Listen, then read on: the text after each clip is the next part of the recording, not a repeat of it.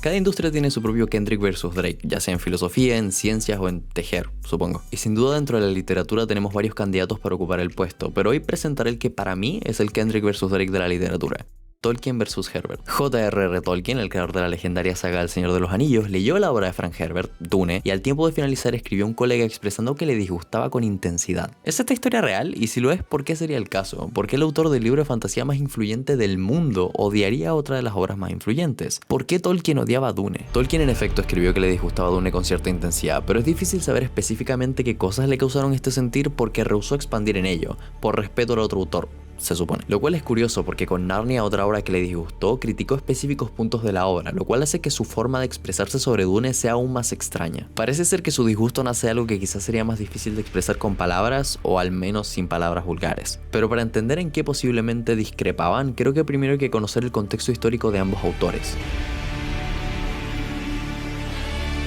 Nacido el 3 de enero de 1892, publicó originalmente El Señor de los Anillos en el año 1954. La obra de Tolkien relata varias historias, pero principalmente nos narra la peligrosa misión del hobbit Frodo y de su amigo Sam para destruir un anillo. Este último fue creado por Sauron, el villano principal de la historia. El anillo tiene como objetivo ser una herramienta para conquistar la Tierra Media, es decir, el mundo conocido del Señor de los Anillos. Ahora, los subtextos del Señor de los Anillos son bastantes e interesantes, pero la mayoría de su vida Tolkien condenó sistemáticamente muchas de las interpretaciones de su obra, argumentando que dejen a la ficción ser ficción, siendo la más conocida de sus negaciones las alegorías a la Primera Guerra Mundial. Tolkien fue un soldado de la Gran Guerra, o mejor conocida como la Primera Guerra Mundial, una guerra marcada por el imperialismo y las alianzas.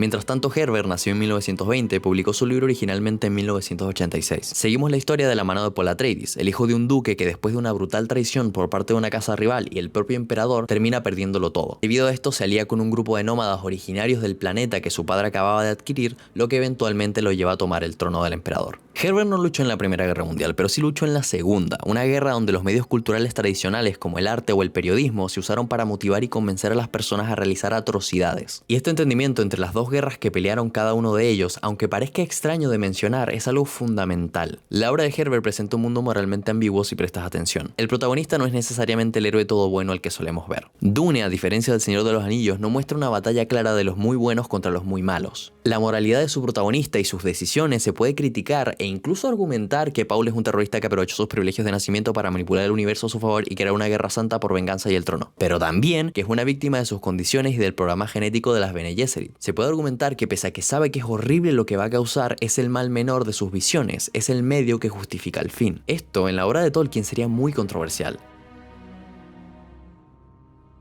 Sus buenos, los héroes de su historia, jamás usarían métodos tan repudiables para lograr sus objetivos. En comparación a Dune, El Señor de los Anillos tiene una moralidad relativamente lineal, el heroísmo es claro, el bien y el mal son fácilmente reconocibles y separables. Por otro lado, Dune deconstruye la visión del héroe, del Mesías, del Salvador absoluto con poder absoluto, advierte de los peligros de una figura así. Y este es, podemos argumentar, el comentario principal de Dune, la crítica a un Mesías, a un Salvador de elección divina, y que por esta elección divina, su poder no ha de ser criticado sino alabado. Paul Atreides es una crítica al famoso elegido. Herbert advierte del riesgo que supone esta figura, lo que supone la idolatría y la fe, porque obviamente la advertencia sobre los peligros de la religión es también parte importante del libro. Herbert nos muestra cómo estos mesías y estas figuras políticas utilizan la fe como herramienta de control, cómo crean las historias a favor o en contra de lo que les convenga que la gente crea. Como que me recuerda algo, pero no te sabría decir qué. Volviendo al Señor de los Anillos, ha sido utilizada en algunos grupos extremistas como propaganda, precisamente porque es fácil creer que tú eres el lado bueno.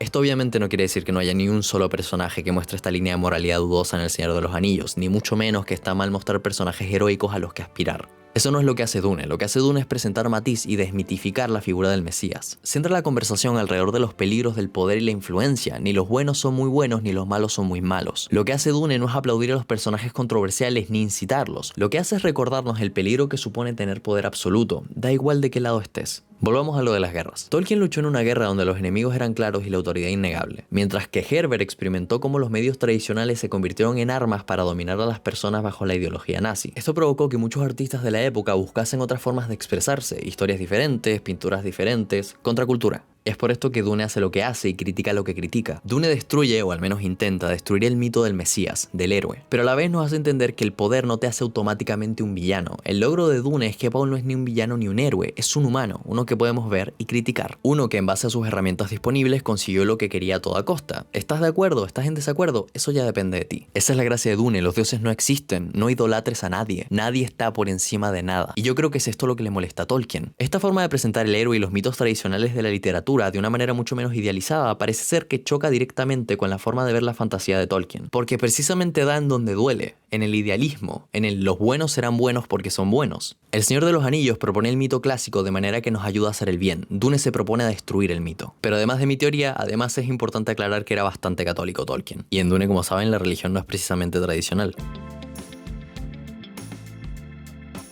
Entonces estas son las razones por las que Tolkien odiaba a Dune. No sé.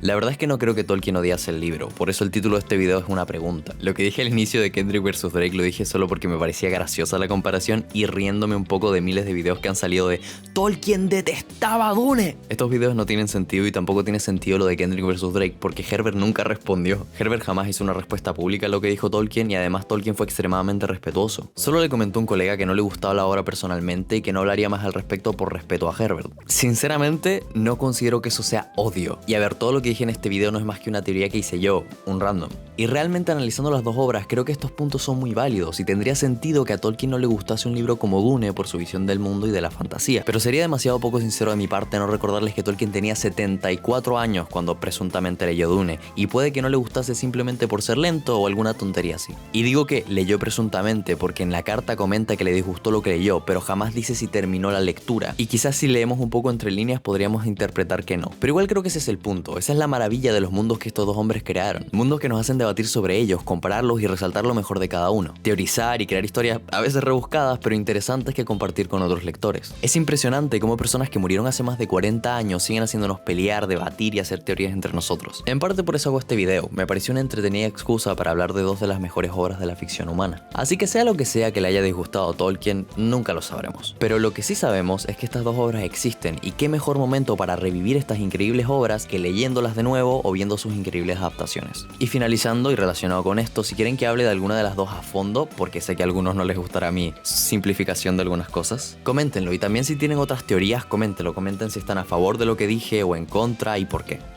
Eso, chao.